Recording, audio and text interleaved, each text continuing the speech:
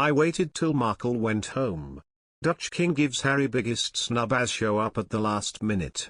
Prince Harry met the sovereign of the Netherlands, King Willem-Alexander, on the final day of the Invictus Games. Prince Harry was spotted giving a warm welcome to the Invictus Games to King Willem-Alexander, the Dutch head of state. The Duke of Sussex, wearing a dark blue suit and a blue shirt, was all smiles as he shook hands with the sovereign. Also sporting a smart casual look, Willem-Alexander briefly stopped to pose for a picture before being accompanied inside the venue where veterans and service personnel from around the world are taking part in the last competitions of this year's event. The two royals were accompanied by Mark de Cruijff, chairman of the ongoing tournament at The Hague. Harry and the monarch were later spotted inside the stadium, where they watched together a wheelchair basketball match between the Dutch and US team.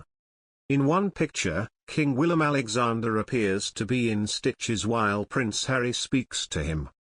Fans of the Duke of Sussex were quick to react to the cheerful photographs, with one seemingly mocking claims the Dutch king would snub the Invictus Games despite taking place in his country. However, many royal fans commented on this news. One said, "I did notice he waited till the MARKLE went home.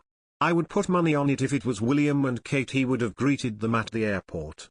One fan commented, "No, the pictures are not showing being snub, it's PR on both. The snub came when not invited to stay on royal grounds, having to stay in hotel instead. Further snubbing took place when not invited to one miserable meal by Dutch royal." Another said, "Harry and the American were not invited to stay at the palace nor were they invited for dinner, which the Dutch royals are quite well known for. Nope. Their silence was deafening." One more added, "So the king made sure he avoided migraine." Meghan and Prince Harry were not received by the Dutch royal family as the couple arrived in the Netherlands for the Invictus Games. The Duke and Duchess of Sussex, who stepped back from royal duties and renounced their HRH titles, will not be given an audience with Netherlands King Willem-Alexander or be offered a room in the royal palace, the Daily Mail reported. The Dutch and British royal families have close links, as demonstrated in late March. King Willem-Alexander travelled to London last month alongside his wife Queen Maxima and his mother and former queen, Princess Beatrix, to attend the service of thanksgiving for Prince Philip. After the poignant ceremony, attended by several foreign royals, Beatrix also headed to a reception held in celebration of the 100th anniversary of the Anglo-Netherlands Society, where she was joined by the Queen's cousins the Duke and Duchess of Gloucester. King Willem-Alexander is expected to also attend the closing ceremony of the Games, taking place later today. While this edition of the Games is ending today, the Duke has already whipped up excitement for the upcoming tournaments. Next year, veterans and military personnel who have experienced physical or mental issues during service will take part in the Games in Düsseldorf, Germany. But, as announced earlier today by the Duke, the Invictus tournament will undergo a few key changes in 2025.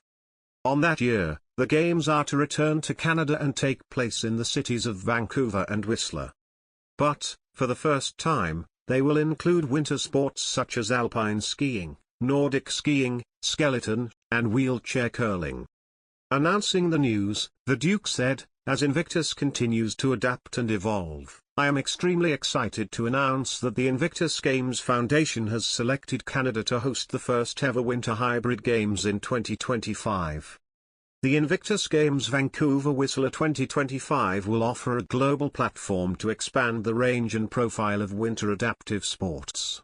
With deep respect, I am also pleased to share that the Games in Canada will be held in partnership with the First Nations, in the spirit of truth and reconciliation with Indigenous communities.